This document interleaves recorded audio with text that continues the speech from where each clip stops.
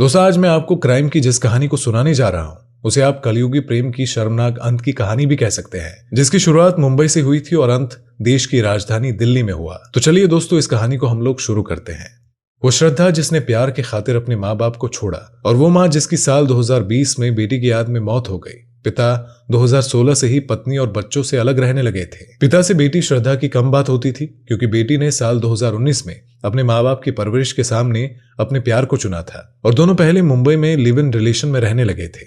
माँ की मौत पर कुछ दिनों के लिए बेटी घर गई थी, और वहां उसकी अपने पिता से बात हुई तो उसने अपने पिता को बताया था कि आफ्ताब उसके साथ मारपीट करता है और उससे परेशान करता है। उस समय पिता ने बेटी को उससे छोड़ने के लिए कहा, पर आफ्ताब ने उससे माफी मांग ली थी। उसके दिखावे वाले आंसू में श्रद्धा पिघल गई। फिर उसने माँ की मौत और पिता की लाख कोशिशों के बाद भी आफ्ताब की साइड ली और उसके साथ फिर से रहने चली गई। फिर इसी साल यानी 2022 के महीने के पहले हफ्ते में आफ्ताब और श्रद्धा दोनों मुंबई से दूर दिल्ली में रहने आए। यहाँ कुछ दिनों तक दोनों किसी दोस्त के फ्लैट पर रहे। इसके बाद दिल्ली के छतरपुर में एक फ्लैट लिया। उस फ्लैट में दोनों लिव इन रिलेशनशिप में रहने लगे। इसके बाद इस प्यार का ऐसा खौफनाक अंत हुआ कि जिसने भी इसके बारे में सुना वह हैरान रह गया। मुंबई में इलेक्ट्रॉन से कारोबारी विकास भवन बालकर ने दिल्ली के मेहरौली थाने में 8 नवंबर 2022 को एक शिकायत दी, और शिकायत ये थी कि उनकी बेटी काफी समय से लापता है और उनके लिव इन पार्टनर यानी कि आफ्ताब अमीन पर अपहरण करने का शक है, क्योंकि बेटी से कई महीनों से कोई कांटेक्ट नहीं हो पाया है। वो सोशल मीडिया पर एक्टिव रहती थी, फेसबुक व्हाट्सएप स्टेटस अपडेट करती थी, लेकिन कई महीने से कोई अपडेट नहीं मिल रही है। दिल्ली पुलिस ने शिकायत ली, किडनैपिंग की धाराओं में मुकदमा लिखा और जांच शुरू कर दी। उनकी बेटी की उम्र करीब 27 साल की थी। वो पिछले 3 साल से ज्यादा समय से आफ्ताब के साथ लिव इन रिलेशनशिप में रह रही थी और कुछ महीने पहले ही दिल्ली में रहने आई थी, लेकिन उसका अब कुछ पता नहीं चल रहा था। श्रद्धा के एक दोस्त ने उसके पिता को फोन करके बताया था कि पिछले 2 महीने से उसकी फोन पर बात नहीं हो पाई है, और फिर घर के लोगों ने कई तरह से उससे संपर्क किया, लेकिन फिर भी कोई जानकारी नहीं मिली। पुलिस ने लड़की और आरोपी दोनों के मोबाइल फोन की लोकेशन की जांच की। दोनों की लोकेशन एक साथ कई दिनों तक दिल्ली के छतरपुर में मिली, लेकिन उसके बाद लड़की का फोन एक्टिव नहीं मिला। इसके बाद पुलिस ने छतरपुर में आफ्ताब के एड्रेस का पता लगाया और पुलिस जांच करते उस पते पर पहुंची जहां आफ्ताब रहता था, और वो एड्रेस था दिल्ली के छतरपुर में गली नंबर 1 का मकान। और उसी मकान में आफ्ताब कई महीने से रहता था, लेकिन उस मकान पर ताला लगा हुआ मिला। अब आफ्ताब फरार था, मकान पर ताला था। अब पुलिस ने पड़ताल शुरू की। तब सर्विलांस की मदद से शनिवार यानी कि 12 नवंबर को आफ्ताब को दिल्ली पुलिस ने गिरफ्तार कर लिया। उससे इंक्वायरी की गई, पर उसके चेहरे पर कोई अफसोस नहीं था। पुलिस ने सवाल पूछा कि श्रद्धा कहाँ है, और आफ्ताब के चेहरे पर शिकन तक नहीं आई ये बताने में कि वो मर चुकी है और उसे मारने वाला वो खुद है। फिर सवाल किया कि उसे कैसे और क्यों मारा, और फिर जो जवाब मिला वो रूह कपाने के लिए काफी था। उसने बताया कि श्रद्धा बार बार शादी की जिद करती थी, इसलिए 18 मई को ही उसकी हत्या कर डाली, लेकिन उसके शव को वो ठिकाने नहीं लगा पा रहा था। इसलिए उसके शरीर के उसने 35 से ज्यादा टुकड़े किए और फ्रिज में रख दिए, और वो उसे एक एक कर पॉलिथीन में डालकर ठिकाने लगा रहा था। इस कहानी की शुरुआत वैसे होती है मुंबई के कॉल सेंटर से। साल था 2018 और उस समय श्रद्धा 25 साल की थी और आफ्ताब अमीन 27 का था। दोनों मुंबई के मलाड की एक कॉल सेंटर में नौकरी करते थे। दोनों की दोस्ती हुई, फिर प्यार करने लगे, और श्रद्धा के माता पिता दोनों साल 2016 से ही अलग रह रहे थे। माँ के साथ श्रद्धा और उसका भाई रहता था। आफ्ताब अपनी माँ के साथ रहता था, और श्रद्धा से आफ्ताब ने इमोशनली दोस्ती की। फिर दोनों ने 1 साल में तय किया कि वो लिव इन रिलेशनशिप में रहेंगे।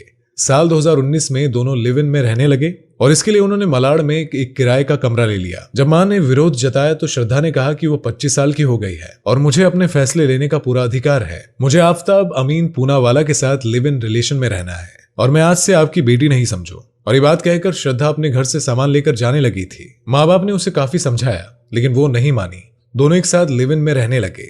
उसके माँ बाप परेशान हो गए थे और खुद की बेटी की खोज खबर उसके व्हाट्सएप स्टेटस, फेसबुक और इंस्टाग्राम से अपडेट लेते रहते थे।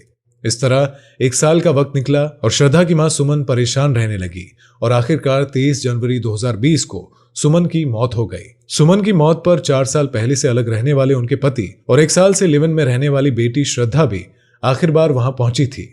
पुलिस की पूछताछ में पता चला कि 8 मई 2022 को मुंबई से दोनों दिल्ली आए थे, और पहली बार दोनों पहाड़गंज के होटल में रुके थे। इसके बाद सहज दुर्ला के होटल में रुके थे। फिर कुछ दिनों तक दोस्त के साथ रहे थे। इसके बाद गूगल से लोकेशन तलाशते हुए छतरपुर में किराए का फ्लैट लिया था, और यहाँ आने के 10 दिन बाद ही आफ्ताब ने श्रद्धा की गला घोंटकर हत्या कर दी। इसके बाद शव को कमरे में ही 24 घंटे तक रखा।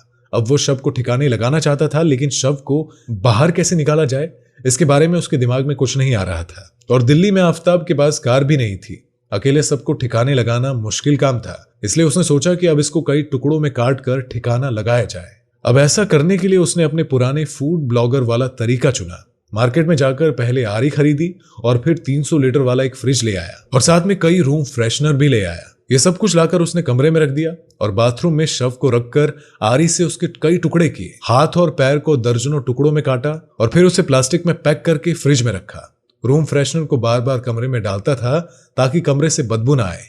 इस तरह से उसने 18 दिनों तक यानी कि 5 जून तक श्रद्धा के शव के 35 टुकड़ों को ठिकाने लगाता रहा।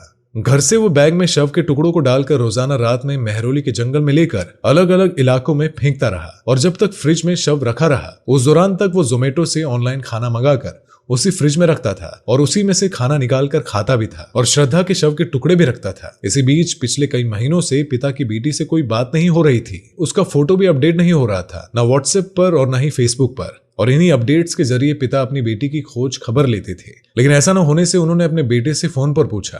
बेटे ने श्रद्धा के एक कॉमन फ्रेंड का नंबर दिया, उस पर बात हुई। उसने भी बताया कि पिछले 2 महीने से फोन पर बात नहीं हुई और तब शक और बढ़ गया। अब ये शक हुआ कि कहीं ना कहीं कुछ ना कुछ उसकी बेटी के साथ कुछ गलत तो हुआ है। इसके बाद पहले मुंबई में गुमशुदगी की शिकायत की और फिर 8 नंबर को दिल्ली में आकर कंप्लेंट दी, जिसके बाद सर्विलांस की मदद से पुलिस ने केस का खुलासा किया। क्योंकि 19 मई से ही श्रद्धा का फोन बंद था और पिता का दावा है कि श्रद्धा बार बार आफताब से शादी करने के लिए कहती थी, लेकिन वो सिर्फ उसका फायदा उठाना चाहता था, इसीलिए उसने उसका मर्डर कर दिया। इसके बाद उसी कमरे में कॉल सेंटर की नौकरी भी करने लगा था और दूसरी लड़कियों से प्यार भी करने लगा था और उसी कमरे में वो कुछ महीनों से उन लड़कियों को ला रहा था, लेकिन कभी भी किसी लड़की को कोई शक नहीं हुआ। आफताब अमीन पूनावाला मुंबई का रहने वाला है। वो बढ़िया सेफ है। उसने मुंबई के एक नामी कॉलेज एलिस रहीजा से बैचलर इन मैनेजमेंट स्टडीज किया है। इसे फूड ब्लॉगिंग का भी शौक है और इसने खुद का फूड ब्लॉगर वेबसाइट बनाया है जिसका नाम है हंग्री छोकरो। और इसकी सोशल मीडिया प्रोफाइल देखने से भी कई चौंकाने वाली बातें सामने आई है। आफताब के सोशल मीडिया प्रोफाइल से पता चलता है कि आफताब ने LGBTQ community acid victim human rights social media पर उसका समर्थन करता था।